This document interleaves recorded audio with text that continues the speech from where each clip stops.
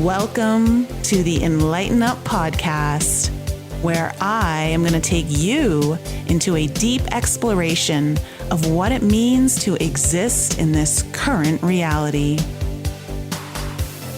We are going to raise your vibes, open your mind, expand your heart, and dive deep into the wondrous mysteries and possibilities of this lifetime. There's been a spiritual catalyst that has set in motion the awakening process of many across the globe to return to the knowingness of self and unite what has been separated. Together, we're going to bring light into that darkness. We're going to remember the joy of living. But most of all, we're going to turn up the volume of our own eternal power and do the thing we're here to do.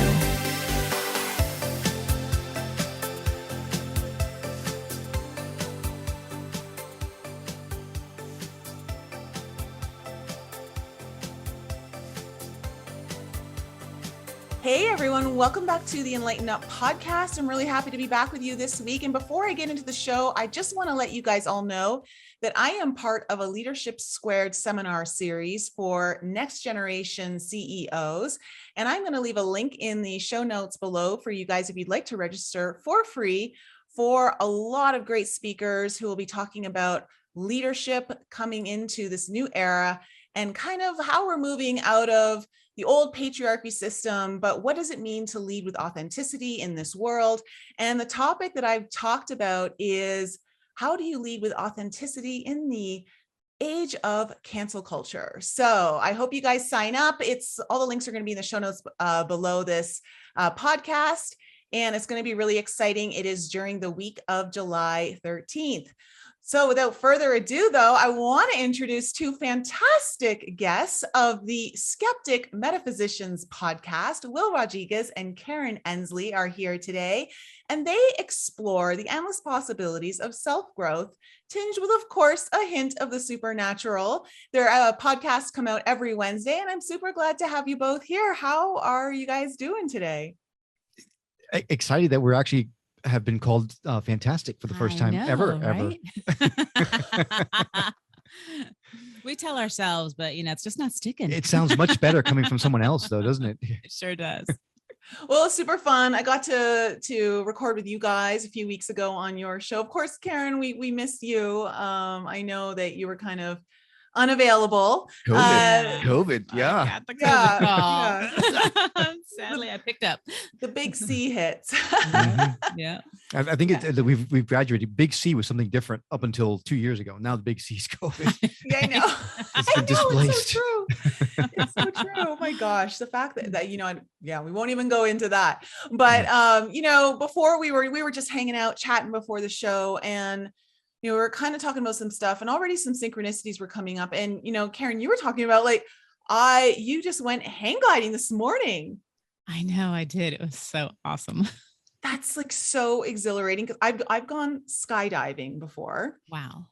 And an interesting synchronicity here. I happened to just be talking about it with my friend at breakfast this morning, who I've known for 6 years. He's like, you never told me you went skydiving before. And this was back in 2008. So it's so funny that it came up. Clearly, we've already been on the same brain wavelength all day, knowing that we were going to talk today. So what kind of inspired you to do the hang gliding?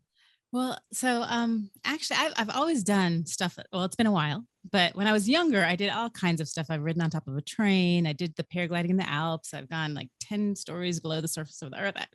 All kinds of stuff that I would freak out if my daughter did.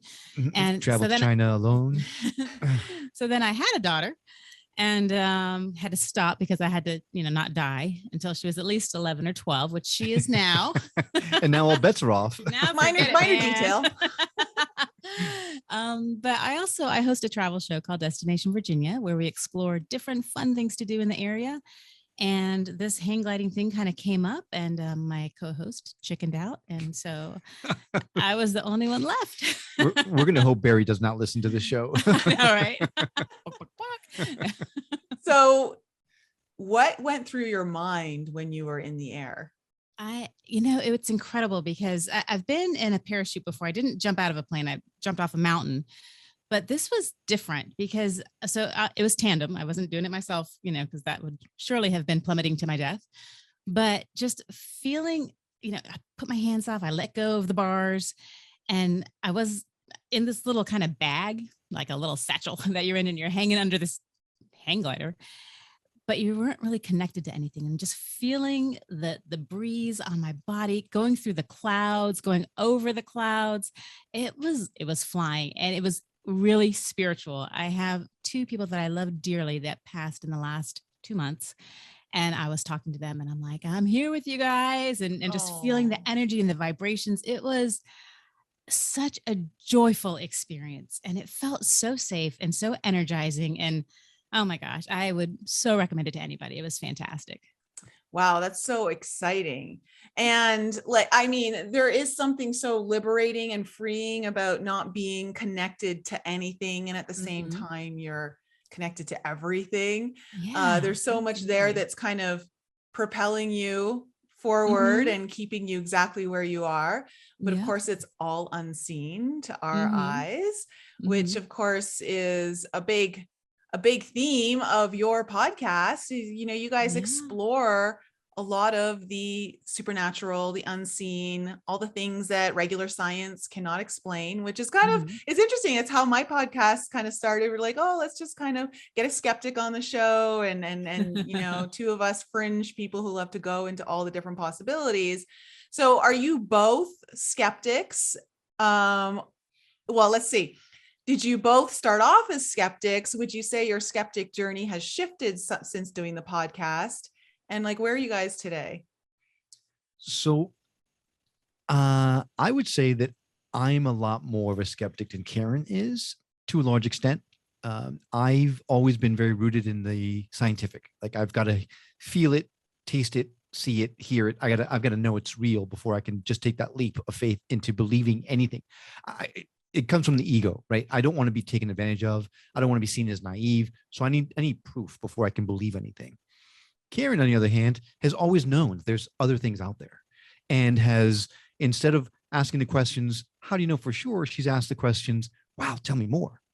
And that's what makes our show fun in our eyes, because it's two different perspectives going at the same modality. And, Will says when he wants to feel it, he wants to physically feel it. For me, it's feeling it inside, and that's enough. Now, I don't believe everything. I mean, there's some interviews that we've had that were like, I was gonna ask you guys, was there anyone on your, and of course you don't have to say who or anything like that, but I was wondering because, I've had a couple people, not many, but I've had a couple of people on my podcast. Well, okay, I'll say this. I actually wish I never had them on my podcast. But that's very, I'm talking maybe 2 out of the, 250 plus podcasts I've done. But has there been anyone so you guys have had that experience where you're like, I don't know about that? The answer is yes. Yes, absolutely. There have been times where we turn off the computer, we make sure all the microphones are off, we walk outside of the room and say, close the door. Yeah, and say, what in the heck just happened? Yeah. Now, we're not trying to debunk anyone. We believe everyone believes their story. So there is a lot of validity to that. And we want to let people tell their stories, and it will resonate with someone, even if it doesn't resonate with us. But yeah, there are some times where you're like, all right, yeah. I mean, really, what can you say? Yeah, I know. And I think that's kind of the beauty of the podcast too, is that this isn't about you having shared beliefs with other people and then sending it to your audience. It's let's just explore everything, and the audience can decide for themselves. And I don't have to be on board if the audience is, or vice versa. So I think that's part of this journey too. Yeah. As a matter of fact, the person that we're both thinking about when we're saying, no, this person was not something that we were on board with, that person's episode is actually one of the hottest episodes we've ever released. and we've had people reach out to us and go, oh, I booked a session with this person, and that person was amazing, blew my mind. And I'm just, are you sure you're listening to the same show that I'm not sure. We're okay. Hey, whatever works for you. And that's what we've learned the most during the show, is that everyone's on a different path, and what seems right for us may not seem right for someone else, and vice versa. And that's totally okay. And now we've gone from what is the path to, wow, how many other paths are there out there? And that's what makes it fun, especially for me now. I've released a lot of the skepticism because I have found some of that physical proof, some tangible stuff that at least lets me go, okay, yeah, there is something else out there other than this three-dimensional world. I felt it. But now, what else is out there that can get me where I want to go? And really, I'm finding where I want to go is, I now want to release the ego and find myself in a spiritual awakening. And it's happening as we do the show. And it's a wonderful avenue for us to not only explore these modalities, but also to share what our experiences as we go through our own awakenings with the audience. That's beautiful. And I think that's part of it, because I think it's important for the audience to always remember too, that we're still on the journey ourselves. And I've constantly been going into things where I'm like, wow, this is so cool, to finally be like, well, I don't know if I completely am on board with all of that now. And then you kind of go through these pendulations of, I don't even know if that's a word, but you know, good. Yep. but you It kind is of today. pendulate, you know, and I think that's okay. It's okay to kind of go back and forth. And there's things that I'm not really into, and some of my clients are, and then vice versa. And I think it's okay. Like, I'm not here to tell anyone what to believe in or what not to believe in. We're just here to kind of explore the journey, and everyone just gets to participate in whatever way they want to.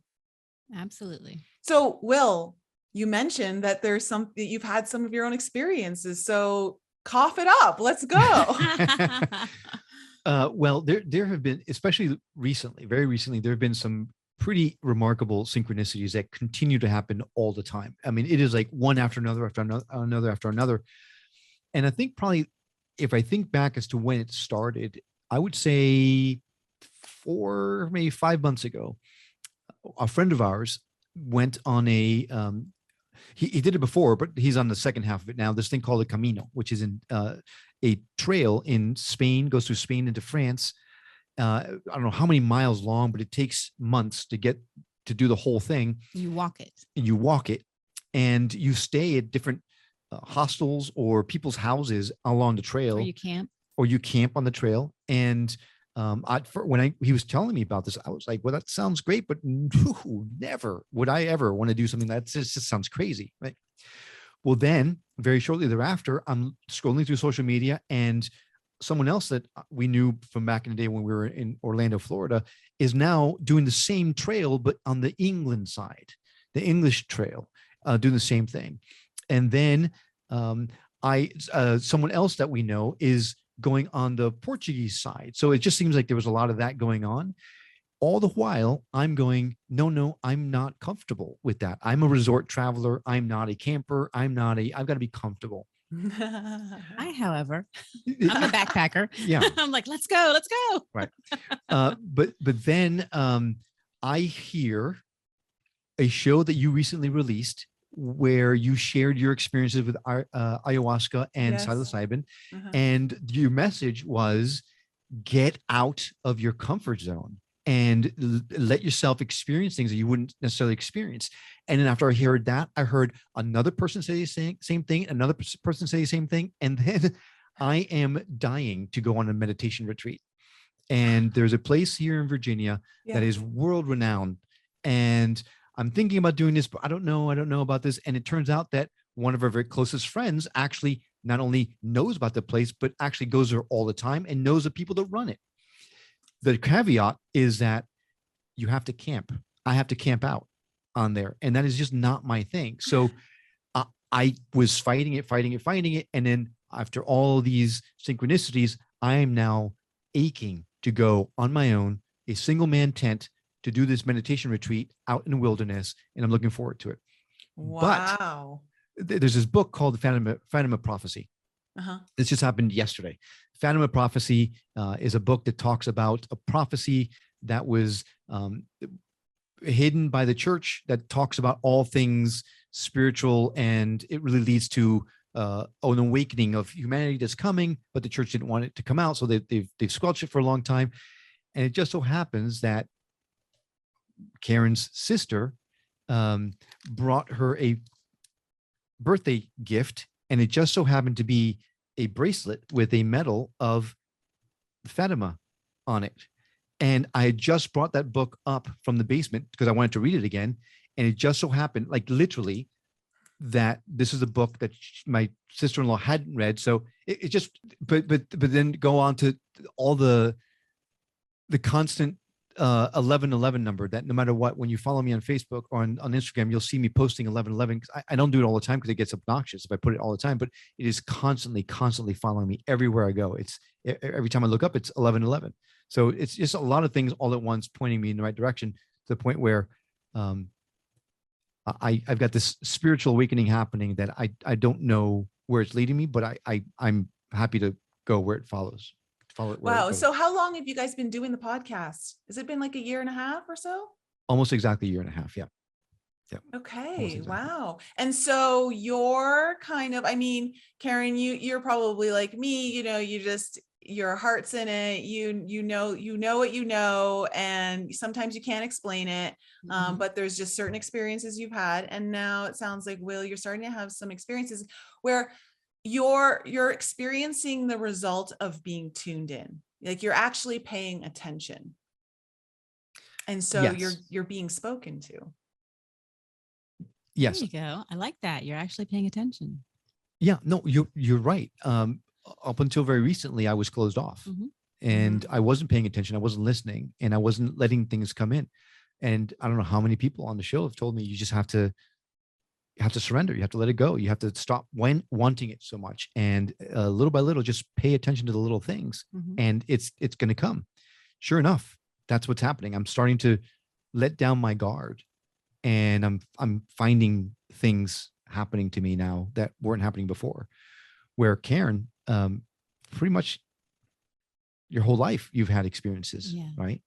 I've been lucky. Yeah, they've all been good experiences. So I've been lucky. They've all been good experiences. They've all been good. Oh, that's good, because they're not always, Yeah, you know what? I have decided I'm going to believe that there are only good experiences, and since we create our own realities and manifest everything, that's how I roll.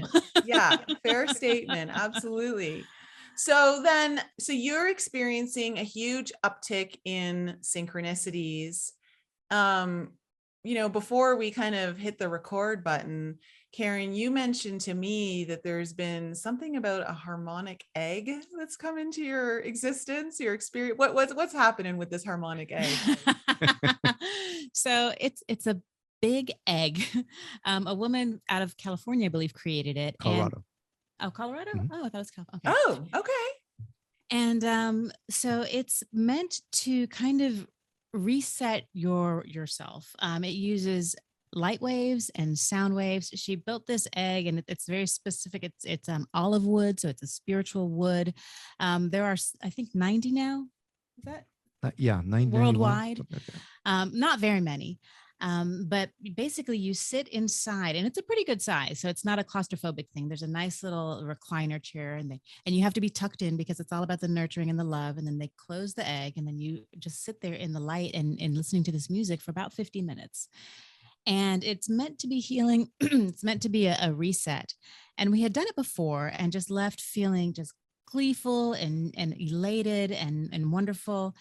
And so, unbeknownst to me, my sister, who lives in Florida, had heard about these eggs years ago and always wanted to try one out. Well, she came to visit me for my birthday, so I got her an egg visit.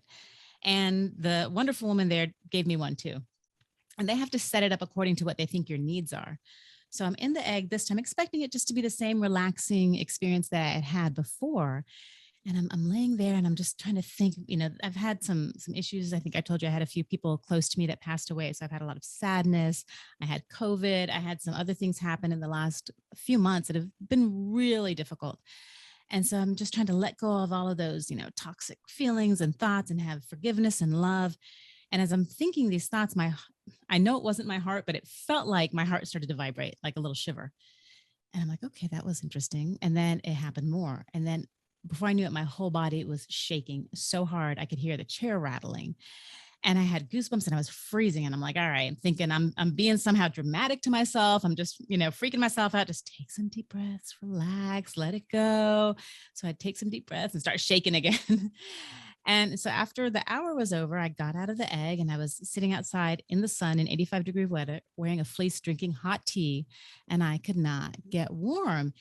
And I'm speaking with the woman that had put me in and just kind of talking about what I had experienced in there. And she said, well, sometimes people get a little cold, but this is a little extreme. Well, I came home and I was a little tired, but other than that, I was feeling fine. And I noticed my head was a little warm.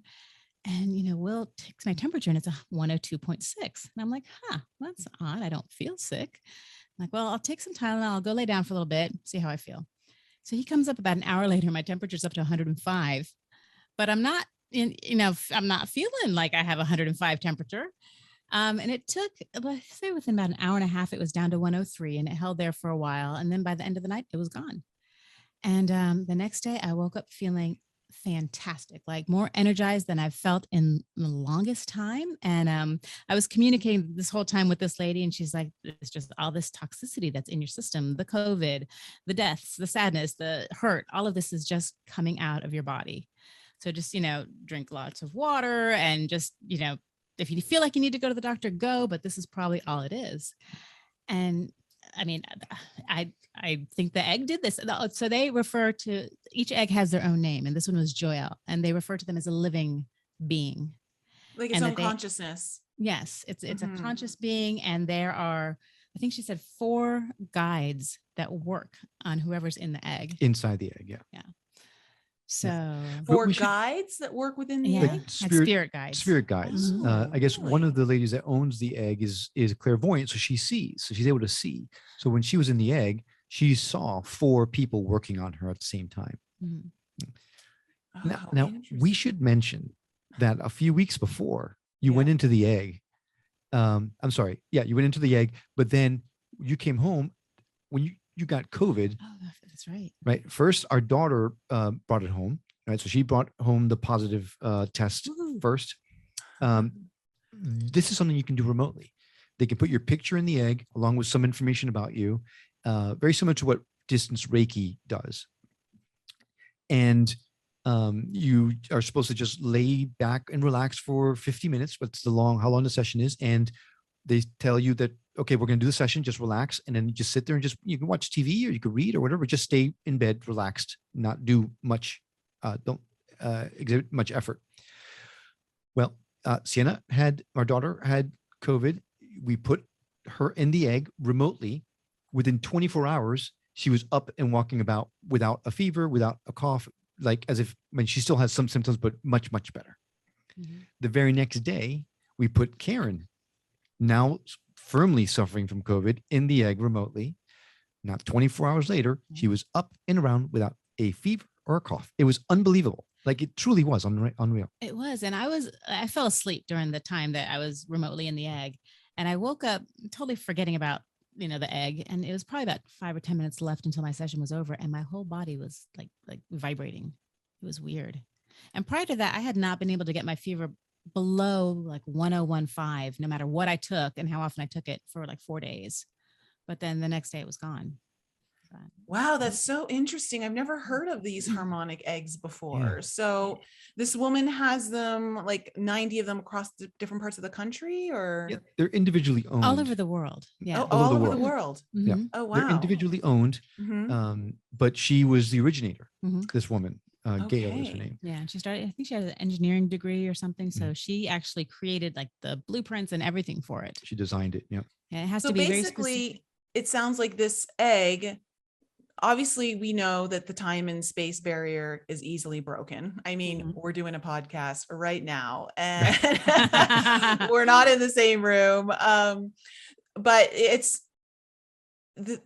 it does not surprise me though, because in many pictures, we leave our energy imprint, like it's an energy signature is in the picture. I'm being called to remember. There was a movie where there was a picture, a guy was holding a picture, and it's almost like, I can't remember if the picture started moving or he went into the picture. I don't know. It's so strange. Like, why am I?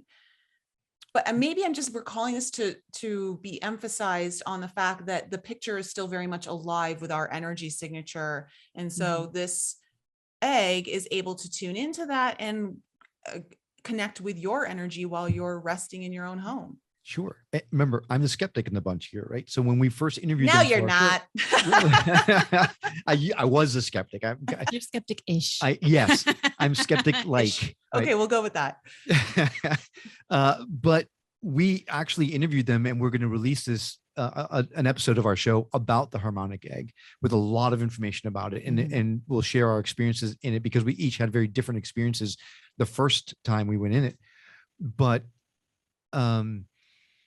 while they were telling us some of the success stories, I'm listening to them, and I'm really having a hard time believing some of it, as much as I hate to say that, because I mean, they had an autistic kid who was non-vocal, had not said a word almost their entire life, went into the egg, came out, and suddenly was speaking, right? Something like that is just hard to just believe that there's a light switch that can be turned on that can make such a drastic difference.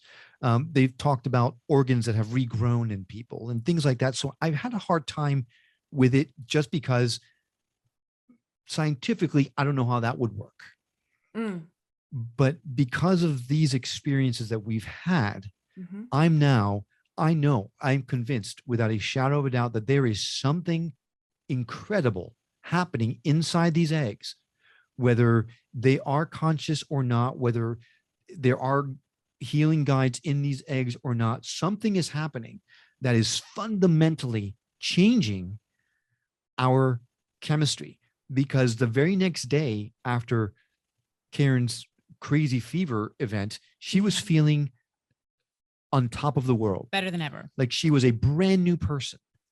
So whatever was happening to her completely reset her, and now for 2 days she has been on cloud 9, and I am so fascinated by that kind of stuff. And you know what? I was thinking, I was really anxious about this hang gliding thing. Like I said, it had been years since I'd done anything like this.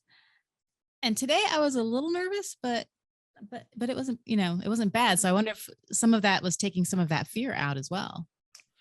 They took a lot out of me. Whatever was in that egg, man. Yeah, no, this is so interesting, because even, when I think back to my ayahuasca experience, what cleared out of my heart was very unconscious. It was not their physical stuff definitely came out of me in my purging into the bucket, but that what I felt come out of me though came directly from my heart. And that is something that is very energetic. I can't put a finger on it, but I recognize that some of my fears and anxieties are all but completely gone now. Like I just can't get triggered into it anymore. And so I'm trying to draw a parallel here, trying to see if there's any connection point that I can understand between, like, perhaps how the plant medicine was able to work consciously with me. Because of course the plant medicine has its own consciousness. I believe everything has its own consciousness. And that's why it's so important for us to interact with everything so consciously, with a very conscious intent. And, I should say intention. So it feels to me like you definitely went through a detox from being in that egg, like something started a detoxification within your body, because when we have this fever, it triggers our immune system, right? Yep. And it's basically trying to usually burn off or heat the body enough to burn off like a bacteria or a virus or something of that nature. And you could have had remnants of the COVID still within you that still needed to be burned off. That's our working theory, actually. Yeah. However, here's the thing about viruses, from what I've understood from, listening to Dr. Zach Bush, he talks a lot about viruses and how viruses since the beginning of time are part of our evolutionary cycle, and that we actually need viruses to upgrade our DNA. They help us evolve. And so when we get sick and we contract a virus, it's not anything to be super scared of. Sometimes we're in a position where our body just can't handle it, and some of us pass on from it.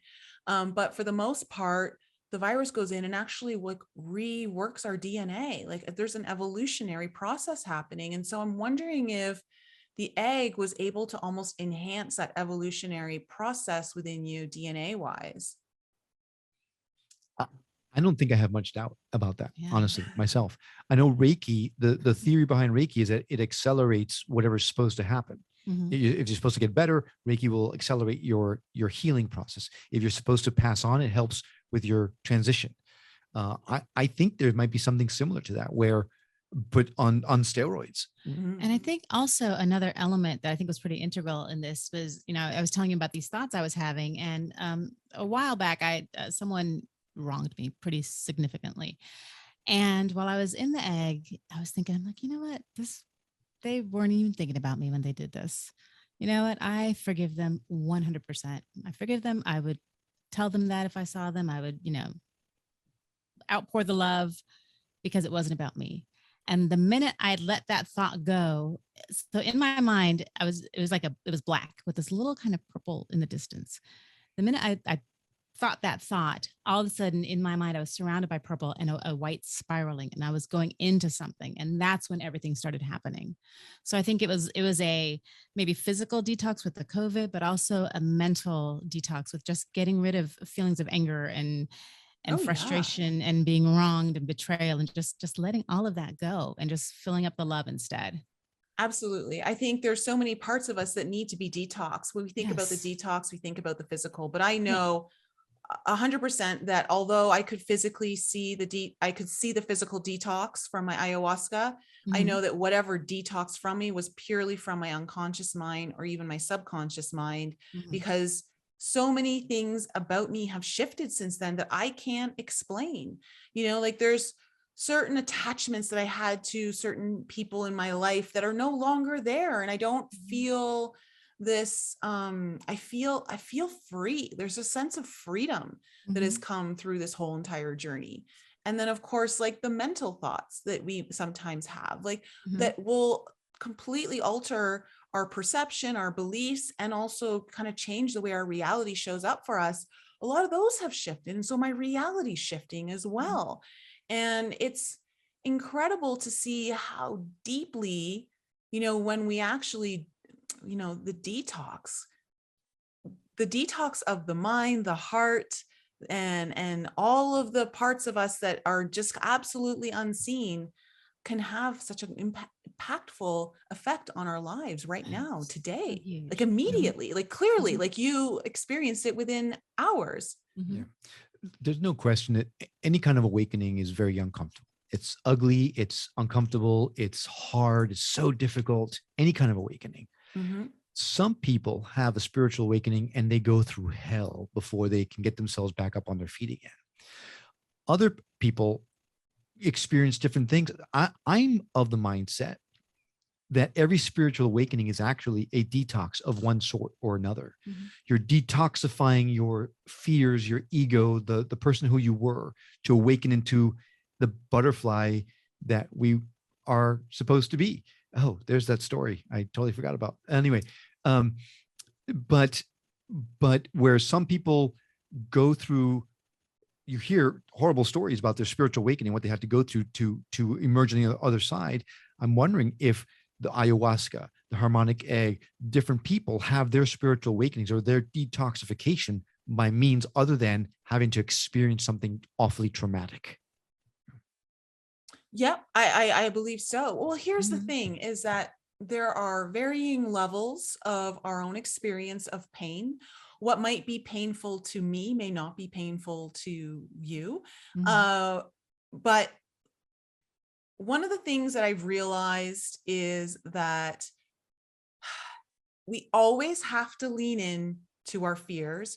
We always have to lean into the discomfort, and we have to lean into the pain in order to experience the things that we're deeply wanting to experience, because it's almost like it's I don't want to say it's in the way, because I believe it's part of the process.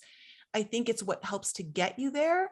But if you're willing to lean into it, I think you can transition through it much more quickly than obviously someone who's going to resist it and try to find every other route around it, up, down, around it, instead of through it, which I think we're all guilty of doing at some point in our lives with anything. I know I have been, but it's true. Like when I was violently puking my brains out, into this pail in the jungle with mosquitoes biting me at every chance that they had, it was interesting for me because I had such an aversion to throwing up, like vomiting. Like I hated it as a kid. I used to pray to God that if you just would make that nausea go away and I wouldn't have to actually vomit, I would do anything that God wanted me to.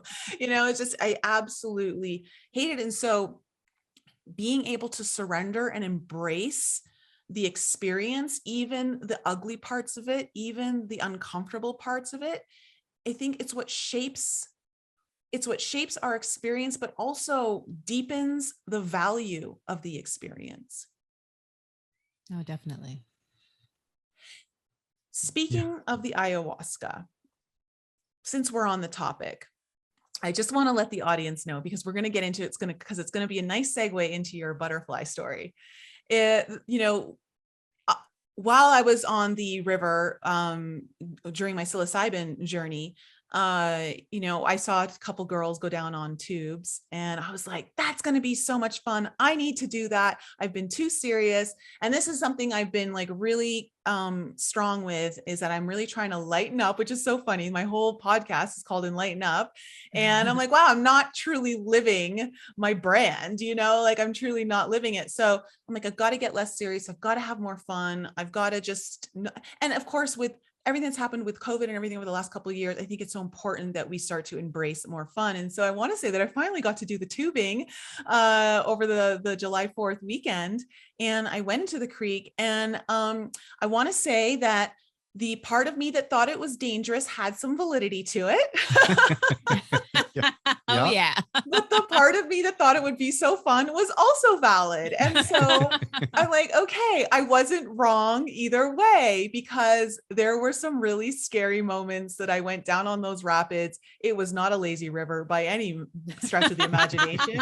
It was a raging river at many times. And I want to let the audience know that there's scenes in movies where we see where, like, there's someone who's about to fall off a cliff, or they're about to like go somewhere, and you're trying to reach for their hand and you're almost there and your fingers are almost grasping. And then like all of a sudden they just slip away and they fall. Like that literally happened to me and my friend. He was trying to grab me as I went past him because I lost my tube. And the river was so, like, the flow rate was so high. In fact, it was mandatory when we rented our tubes to wear life jackets and helmets. They're like, you don't even have the option of waiving it today because the flow rate is so high. And I thought, no, they're just being a little over like protective. I'm sure it's fine. Here I am. I'm a pretty decent swimmer. I'm 45. I'm going to be fine. No, I am so glad they had a life jacket on and a helmet and boots, water boots on my feet, because just as I thought, like I was trying to like go upstream and get to his hand, and just before our fingertips like touched, the water just pulled me, and I had to go straight down the rapid, like fall down a rapid, no tube around me, hitting the rocks, going under, like swirling around in the little whirlpool that it is. And I remember my friends told me, Nicole, the look of terror in your eyes when you were being like taken down was just, we were scared for you. And I thought to myself, as that was all happening, and I probably had the look of death in my eyes, like total terror, there was a part of me that said, Nicole, you just have to go with it. Like, you just have to let the river take you. Like, there's nothing you can do. And I had to embrace it. And luckily I came out unscathed. I have a little minor scrape on my knee and like a little scrape on my finger, but I want to say, I'm so glad I did it. I had so much fun, but there was definitely a legitimacy to the danger. What a great analog to a spiritual awakening, right? Yes, This it is. river where you felt like, well, I just have to go with it. And you came away with a couple minor bumps and bruises, but mostly unscathed. Same kind of thing where when you realize that we have no control, we have no control, and we allow it to just take us, that's when the magic happens. That's what I'm finding currently. That's what's happening. Oh yeah. It was, there were a lot of lessons in that experience. There were a lot of lessons. And I think all four of us unanimously agreed that none of us, our expectations of what we thought we were going to experience were anywhere close to what we experienced. And it was a lot of fun. Of course, the river is all mountain melting snow, like it's all fresh water coming off the mountains. And so the water was cold. Within half of our time on it, was shivering. My knees were knocking in my tube. And I was like, okay, I can do this. I'm going to make it all the way, and I'm like, my inner child wanted this, so my adult self has to get on board. Yeah. Well, we're glad you made it. Yeah. No, I'm here to tell the story, and that's what matters. And you know what? Here's the thing. And this is going to kind of talk about your meditation experience that you're about to have, where you're going to go camping and all of that.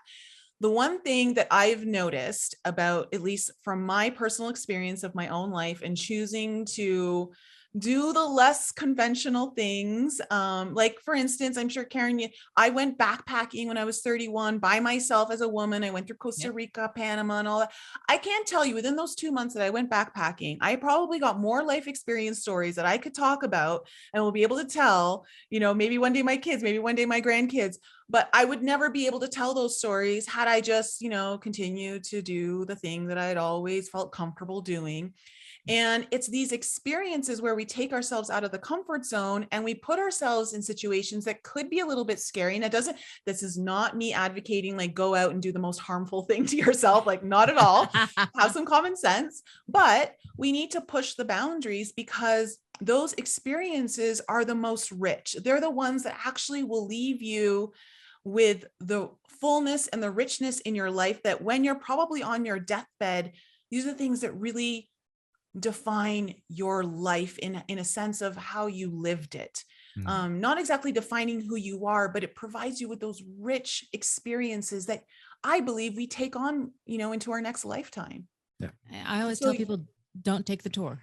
No, don't take the tour. Don't take the tour. Go on your own. I've traveled alone a lot too. And you end up in an old train station in Portugal drinking duffel bag beer with an 85-year-old guy at 3 a.m, or inside some national folklore group's private practice. You never know where life's going to take you. And it's so much better sometimes when you don't make those plans. Absolutely. I agree. And so I know you had a butterfly story that kind of piggybacked off the rafting. Yeah. Before we get into that really quickly, I just realized you're the fourth person. I remember our conversation that you and I had on our show. You told me about your month-long backpacking trip by yourself. And it's something I mentioned to Karen.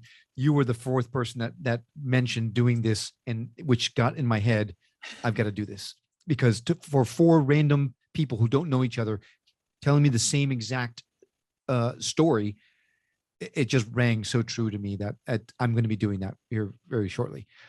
But yeah, before we started recording, we were talking about Dr. Wayne Dyer's magical butterfly story. And if the audience hasn't heard his magical butterfly story, I urge you to look it up on YouTube because it is wonderful. I've forgotten how funny he is and how good of a storyteller he is. And we were having a conversation with my sister-in-law and my daughter about the way that the universe works and things like that. And she mentioned, have you seen Dr. Dyer's magical butterfly story? And I had forgotten all about this. So we played it for my daughter. And in essence, it was, his story is about the fact that this monarch butterfly that originates in Brazil it's made out of, the wings are made out of toilet paper, for lack of a better word, because it's so flimsy. They have the brain the size of a pinprick, but yet can make their way from Brazil 60,000 miles away to Nova Scotia and back. And when they go back to the exact same tree that they blossomed from, came out of the chrysalis from, but not just the same tree, but the same branch in order to then spawn and have other butterflies come out. And there's a lot more to the story that goes along with it, but basically it's the spiritual essence of a monarch butterfly. And it reminded me of when my brother got married. The very next day, for some reason, we all decided the wedding party was going to go whitewater rafting down the Colorado River. And at the time, it's same thing. The mountains were melting. He was married in July, so that water was fresh off the snow, melting off the mountains, and we were in Cat 5 and Cat 4 rapids the entire way. Now, when we first got there, they're telling us that the guide is teaching us how to row left when he yells out, or row right when he yells out, or rush to the front to change the weight of the boat, or rush to the back, or we got to really listen to him because someone just drowned the day before right on that same river. Right. So put the fear of death in us before we started. And to make matters worse, we weren't in the raft. There were 6 of us plus the guide in the raft. We weren't in the raft. We were sitting on the edge of the raft. Who does that? Who sits on the edge of the raft when there's a perfectly good raft? Why not be inside the raft, right? No, we have to sit on the edge of the raft, right? So we're doing that, and we're wedging our feet in the raft so we don't fall out, which Cat 4, Cat 5 rapids is almost impossible not to do.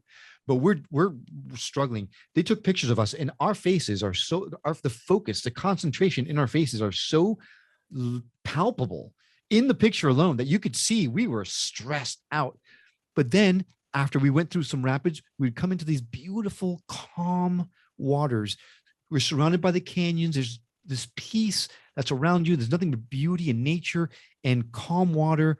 It's just breathtaking. And then all of a sudden, oh my God, here we go again. And then all of a sudden it starts up again on the whitewater. And you're struggling. You're hitting rocks, and you're trying not to die.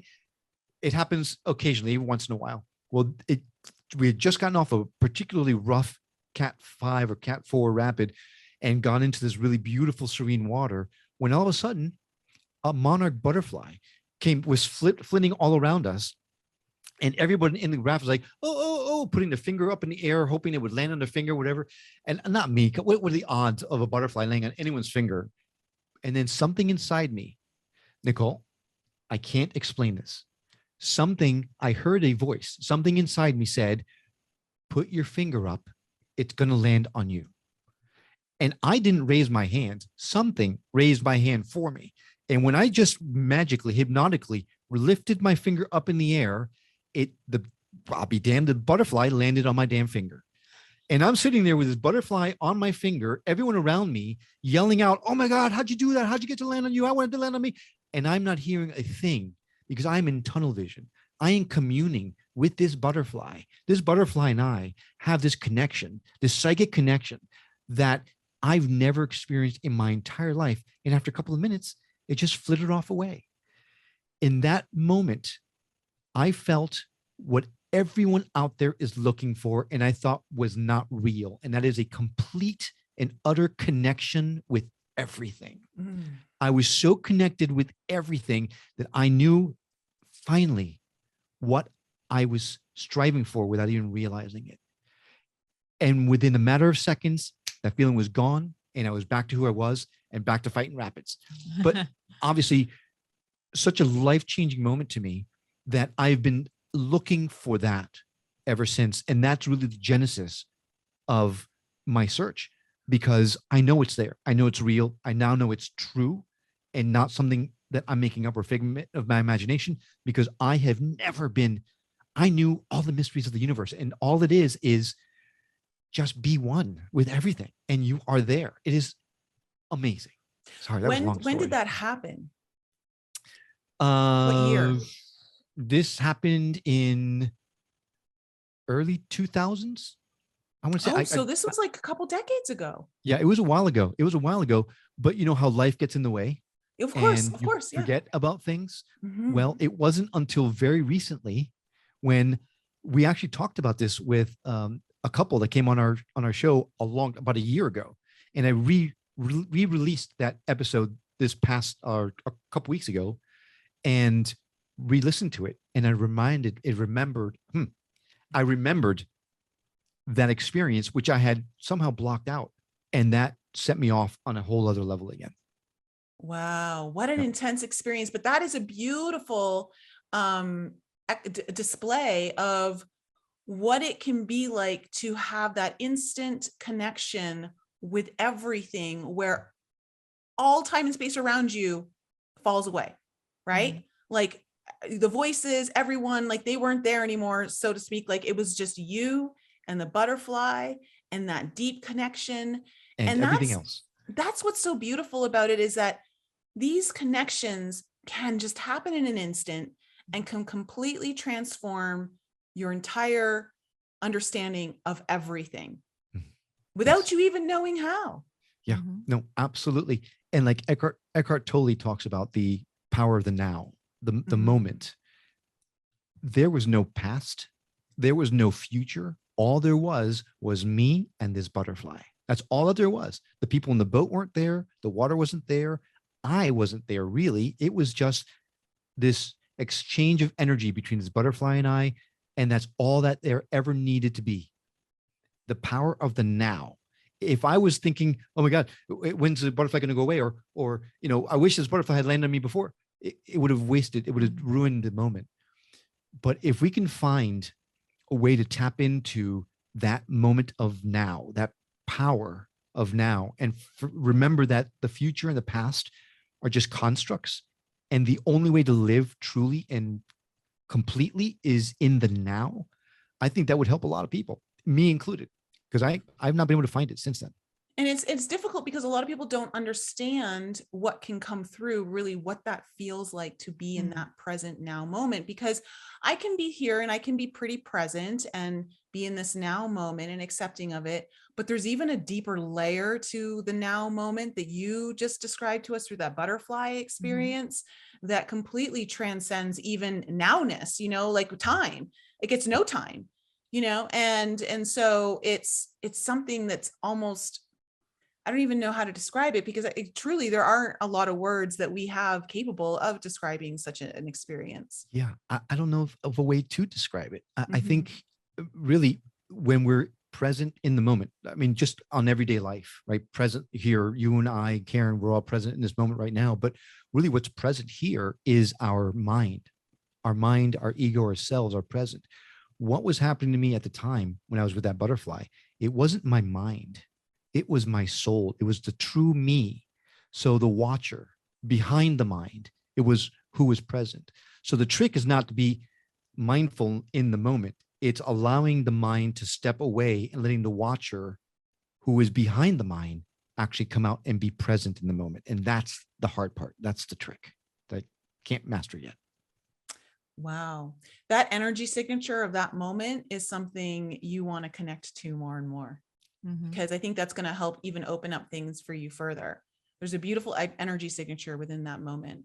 And I love too that when we talk about this idea of the raging river, the rapids, and how like there's moments where it's cat 4 and 5 and you're like struggling to just even stay in your own, raft, and then there's moments where it's just calm and serene. I mean, this is the natural cycle of our life.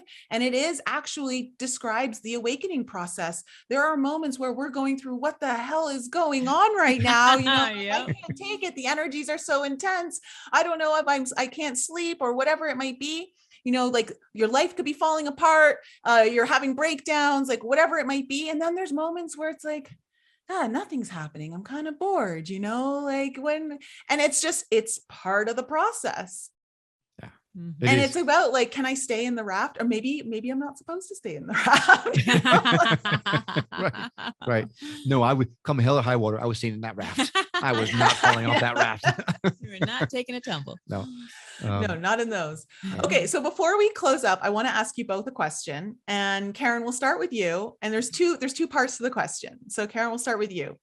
But I'm curious, what was one of the biggest illusions of this world that you became super aware of within your journey? Like, is there an illusion of our actual physical reality world that, as we know it, as the most of the world knows it, that you were like, wow, that's a lie? Oh my gosh. That's a really good question. That I have to think about that. But I mean, off the top of my head, the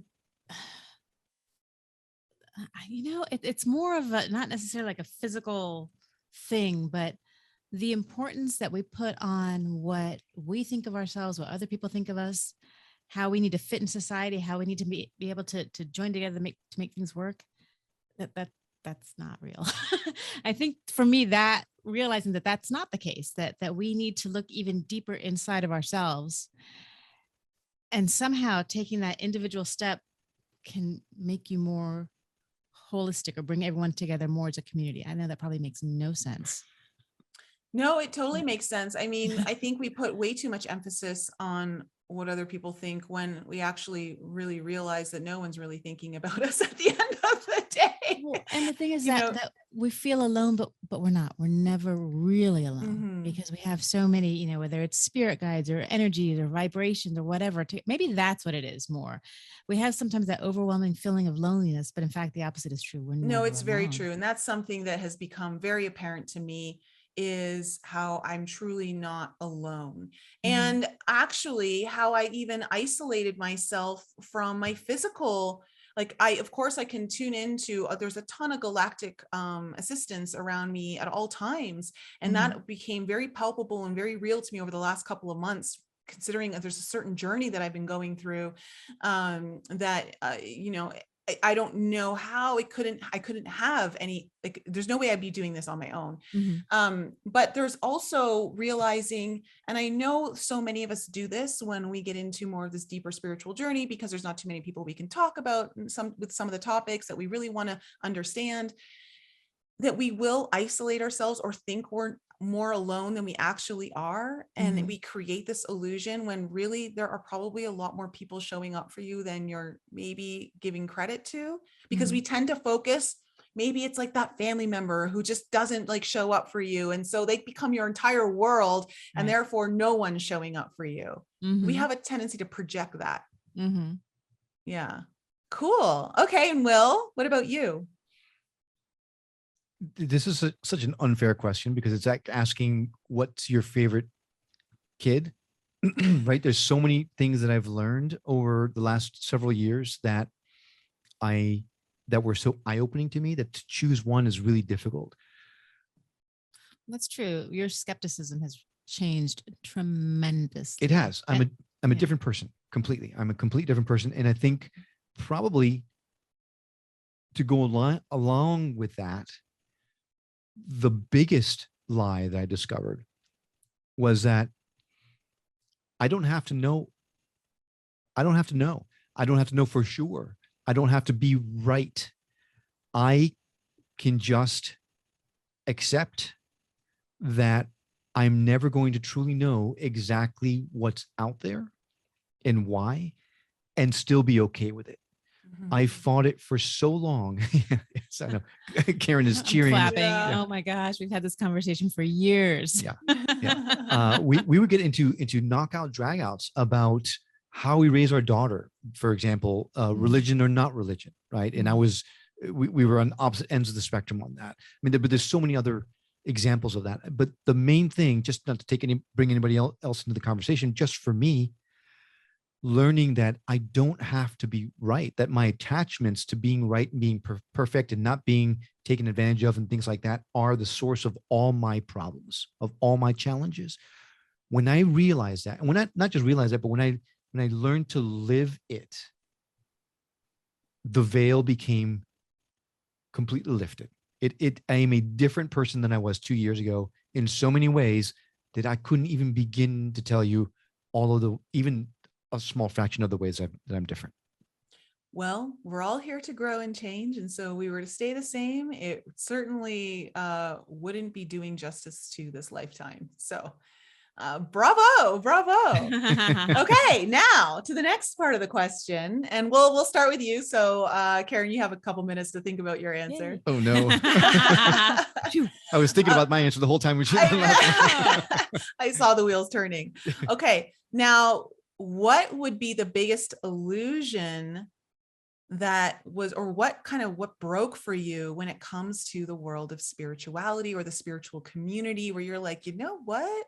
It isn't all that. On a not so positive side, you mean? It could be anything. It could be anything, not positive, but it's your choice. what's the biggest kind of illusion there that kind of revealed itself to you? I think, no, I know.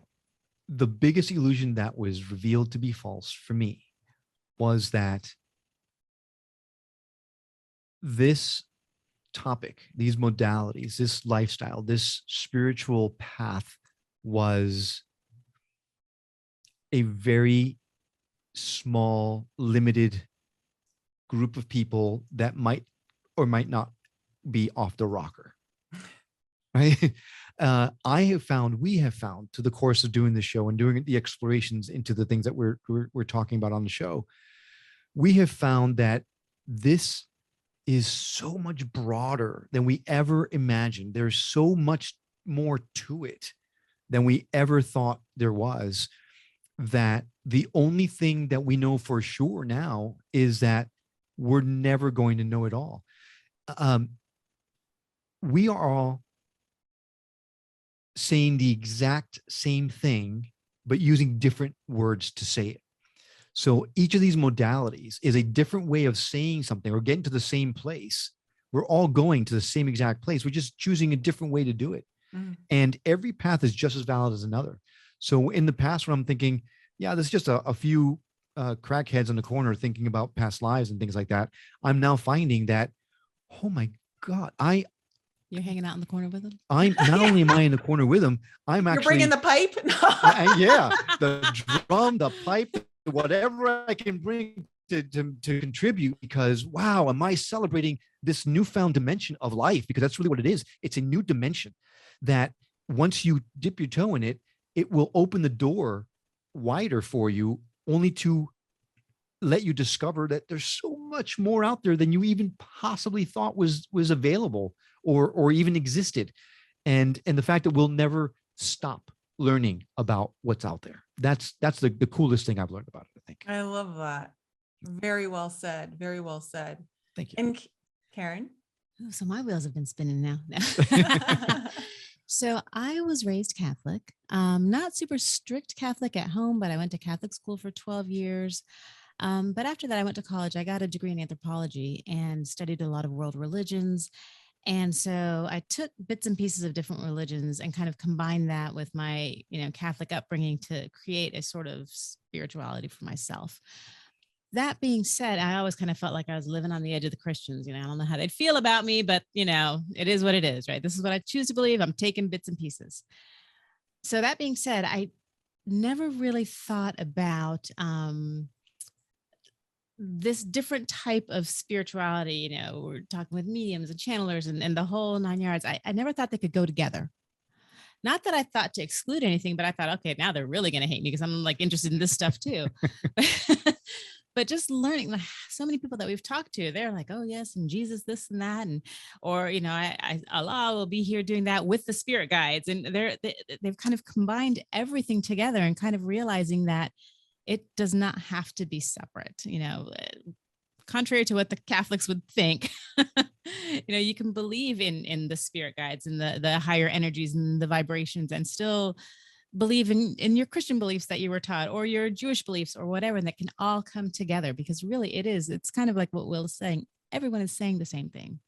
Everyone we talk to is talking about the love and the kindness and the being a good person. And that's what most of the standardized religions are talking to, as long as you don't talk to the fundamentalists. But I think just really, really seeing how these two very, very different worlds can coexist together in such a beautiful way, that has been really eye-opening for me. I agree. I'm of because I was raised Catholic as well, and gravitated towards a lot of different religions, and started pulling like what felt right for me to kind of, again, like you said, just develop my own sense of spirituality.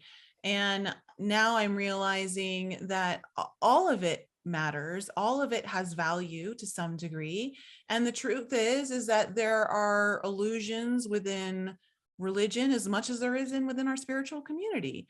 And so nothing is, 100% foolproof, because we are the human race and we're a bunch of fools to begin with. So, Amen, sister. But I think like it's important to always keep an open mind. We're gonna be learning in order to find the truth, you have to always have a sense of detachment from what you believe right now is true.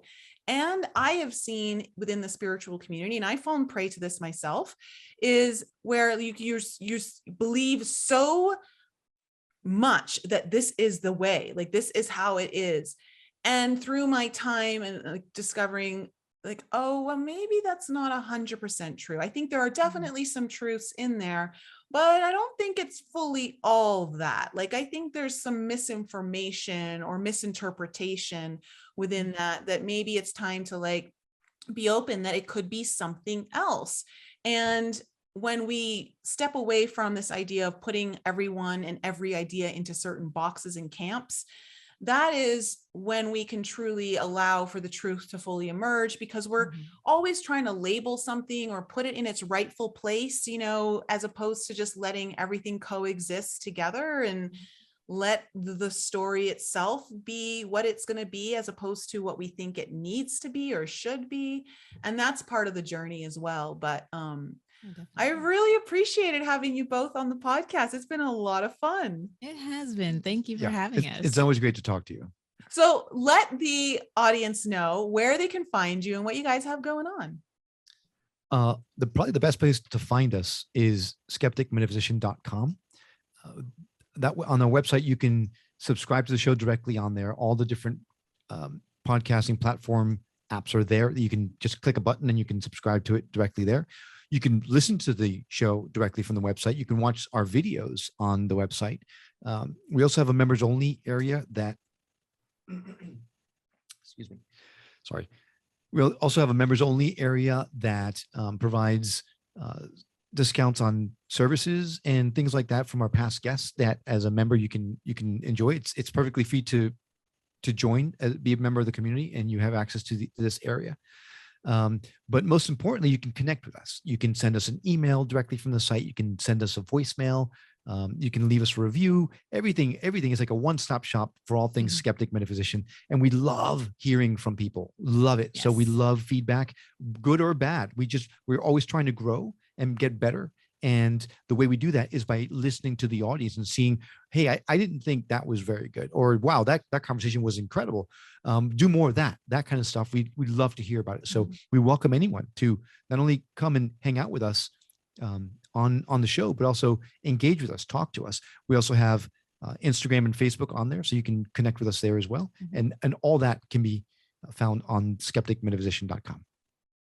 Awesome. Well, I'll leave, of course, all the links to connect with you guys in the show notes below. And it's been such a pleasure having you both on. I've enjoyed listening to your stories and anecdotes. And I think, you know, this synchronistically just was meant to happen today, this show with, you know, the synchronicities between your experiences and what you've been going through, and then what I've just recently experienced, and how it just brought together such a beautiful show. I think that has, I think just even how these synchronicities came together, what they were able to tell through that story is a beautiful example of the spiritual journey, of being open to things that we're not sure even exist, and just to be able to go on that journey, just be taken, like surrender, let go, and things are possible, as like we've seen, like with the harmonic egg and with the butterfly. And so I think it's really beautiful. So thanks guys for being on the show. And to the audience, you know, guys, I love you so much. Thanks for supporting me so much. And of course, if you feel like you love this episode, please head on over to iTunes or Spotify and leave me a review for the podcast. I greatly appreciate it. Guys, have a wonderful evening, and I'll be back with you guys next time. Thanks again for joining me for another show on the Enlighten Up podcast. I love you guys so much for all of your continued support. So remember to raise your vibe, find your tribe, and be open to the infinite possibilities held in the mysteries that surround us all. Thanks again for sharing the show with your family and friends. And if you're new to the show and you need to find out more information about me, please head on over to my website, shorturl.at, where you can join my newsletter. And please follow me on Instagram, Telegram, and YouTube. Keep your light bright, and I'll see you next week.